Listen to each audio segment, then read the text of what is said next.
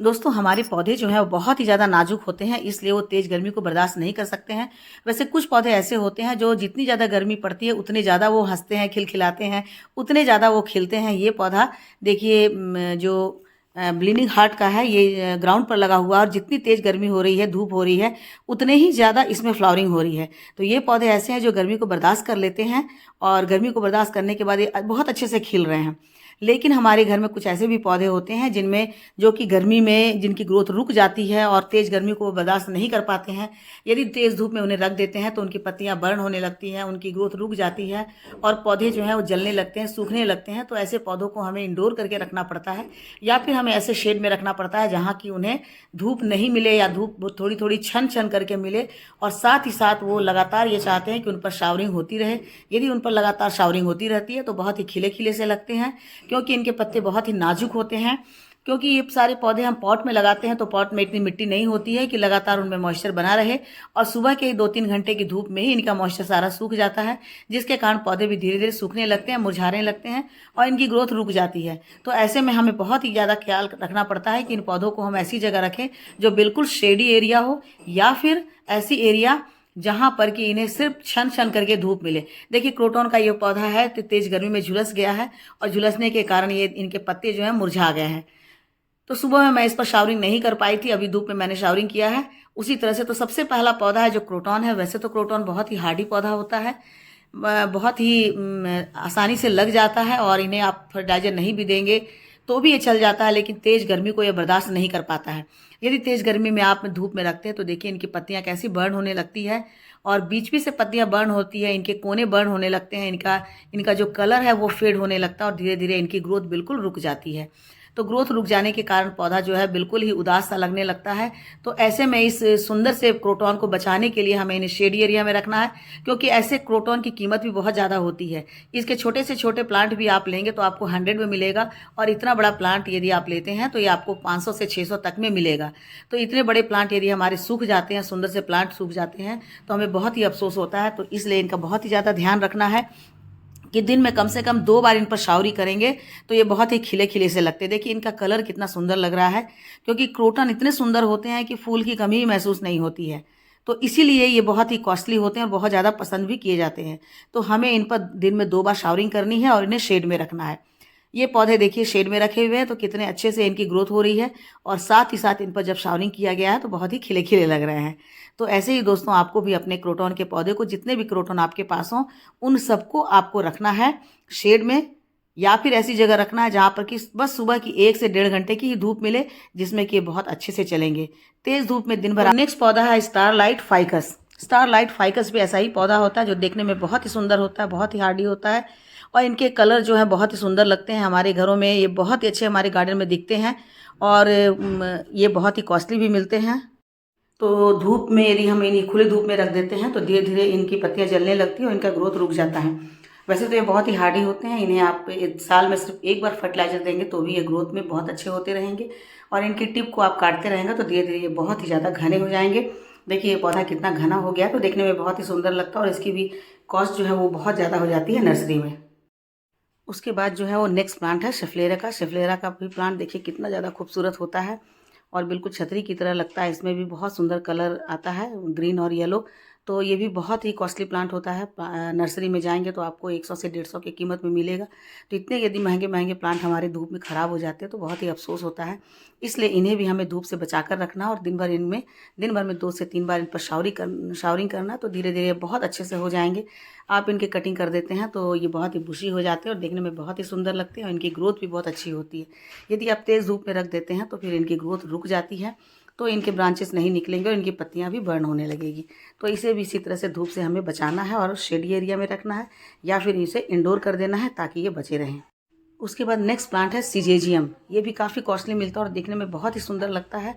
इसके टिप की जो पत्तियां होती है वो बिल्कुल रेड होती है जब वो निकलती हैं, तो और धीरे धीरे वो फिर बाद में ग्रीन होती हैं, लेकिन जब शुरू में निकलती है तो काफ़ी नाजुक होती है। तो इसलिए यदि आप इन्हें भी धूप में रखेंगे तो ये भी जल जाएंगे और इनकी ग्रोथ रुक जाएगी। आप इनके टिप को कटिंग करते रहते हैं तो बहुत ही बुशी हो जाएंगे। तो देखिए मेरा पौधा कितना बुशी हो गया, और ये देखने में बहुत ही ज़्यादा खूबसूरत लगते हैं। तो इसलिए इन सारे प्लांट को हमें धूप से बचा कर रखना है, और धीरे धीरे इन पर 1-2 बार शावरिंग करनी है, जिस शावरिंग के कारण ये पत्ते, इनके जो प्लांट हैं बहुत अच्छे लगते हैं, खुश लगते हैं। ये बहुत ज़्यादा इन्हें पानी नहीं चाहिए, लेकिन शावरिंग कर देते हैं तो ये बहुत ही ज़्यादा खुश रहते हैं। उसके बाद है next money plant. Money plant तो वैसे ही बहुत ही शुभ माना जाता है, एयर प्यूरीफायर माना जाता है और बहुत ही ज़्यादा लोग इसे पसंद करते हैं इनकी पत्तियों के कारण। और जब इनकी पत्तियाँ मोटी-मोटी सी दिखलाई देने लगती है तो बहुत ही खूबसूरत लगते हैं। लेकिन इस प्लांट को भी यदि आप डायरेक्ट सनलाइट में अप्रैल और मई में रख देंगे तो इनकी पत्तियाँ झुलसने लगेगी और फिर धीरे-धीरे इनकी ग्रोथ भी रुक जाएगी। यदि आप इन्हें शेडी एरिया में रखते हैं तो देखिए इनके जो पत्तियों का कलर है वो कितना सुंदर आता है और पत्तियों की साइज़ भी काफ़ी बढ़ जाती है। और दिन में 1 से 2 बार या 3 बार भी आप इन पर शावरिंग कर देते हैं तो इनकी ग्रोथ बहुत अच्छी होती है, क्योंकि ये सारे मॉइस्चर लविंग प्लांट होते हैं। इन्हें मॉइस्चर बहुत चाहिए, लगातार ढेर सारा पानी आप मत दीजिए, लेकिन इन्हें इनके ऊपर मिस्टिंग करते रहेंगे तो ये प्लांट जो है बहुत अच्छे से ग्रोथ करेगा और आपके गार्डन में बहुत ही सुंदर लुक देगा। तो इसे भी धीरे-धीरे आप शेड में रखिए या फिर 1 घंटे की धूप में रखिए, उसके बाद शेड हो और साथ ही साथ दिन में 1 से 2 बार इन पर मिस्टिंग कीजिए। नेक्स्ट प्लांट है कैलियस। कैलियस अपनी पत्तियों के लिए ही जाना जाता है। कुछ पत्तियाँ इनकी बिल्कुल घूमी हुई मोड़ गोल-गोल होती हैं, कुछ रेड होती हैं, कुछ पिंक होती हैं।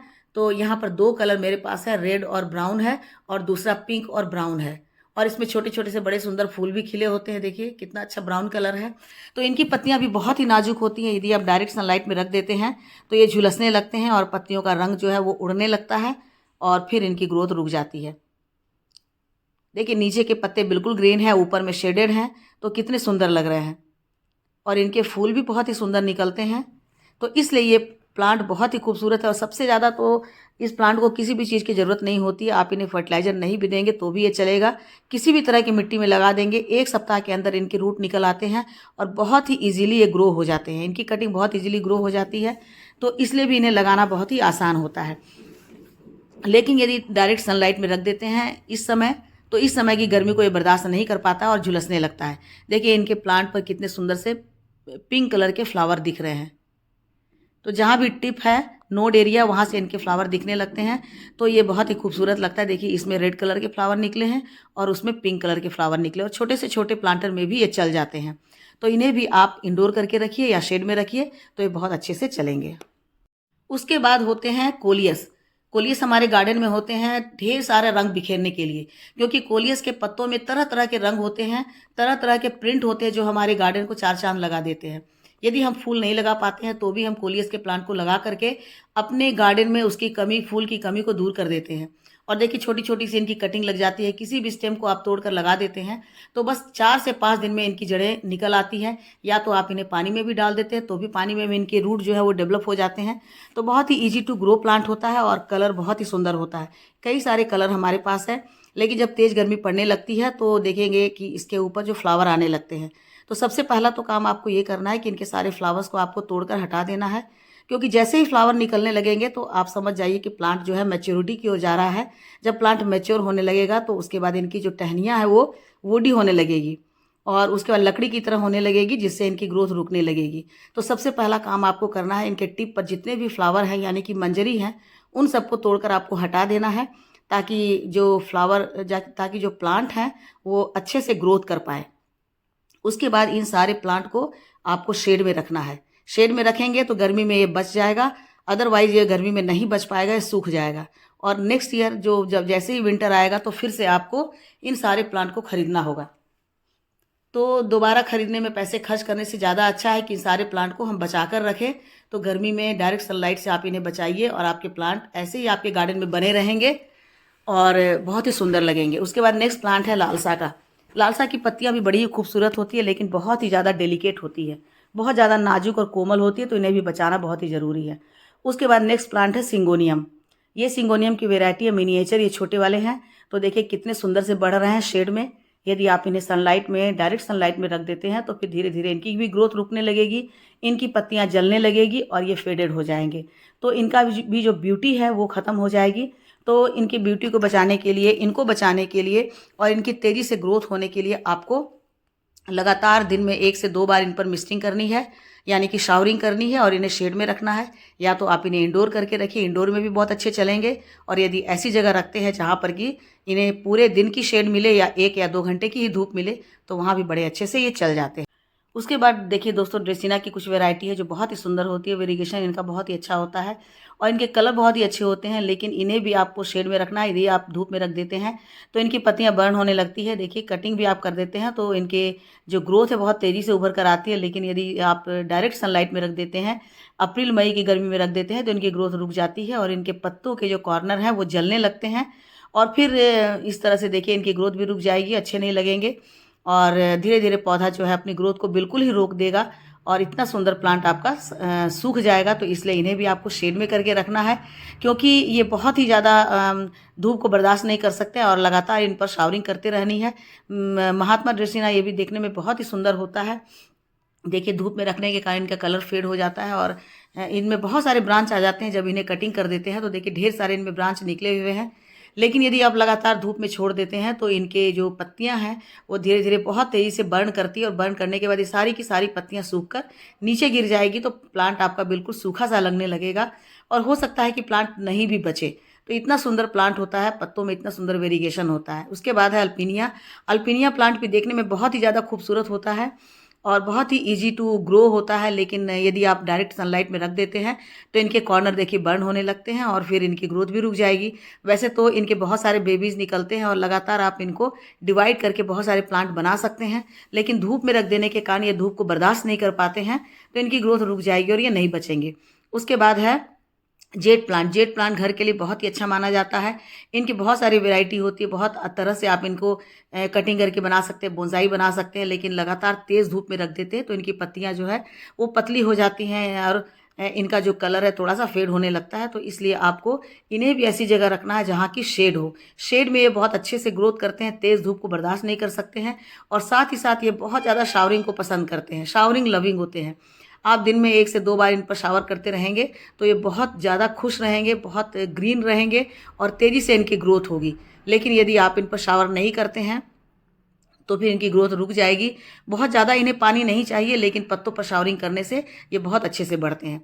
तो इस तरह से दोस्तों कुछ ऐसे प्लांट और भी हैं, जैसे ये पर्पल हार्ट है। पर्पल हार्ट को भी आप सब शेड में लगाते हैं तो इनका कलर बहुत ही सुंदर उभर कर आता है। देखिए, बिल्कुल ही पर्पल कलर का है, बहुत ही अच्छा लग रहा है, बहुत ही फ्लैशी है और बहुत ही ज़्यादा ये फ्रेश लगता है। इनके फूल भी निकलते हैं यदि आप इन्हें शेड में रखते हैं तो। उसके बाद इसी तरह से वांडरिंग ज़ू भी है। वांडरिंग ज़ू को भी आप शेड में रखते हैं तो इनके कलर का वेरिएशन बहुत उभर कर आता है। इनके पत्ते बहुत ही फ्रेश लगते हैं तो देखने में बहुत ही ज़्यादा खूबसूरत लगते हैं। तो ये थे कुछ ऐसे प्लांट दोस्तों जिन्हें आपको शेड में रखना है, तभी आपके पत्ते बचेंगे। Thank you.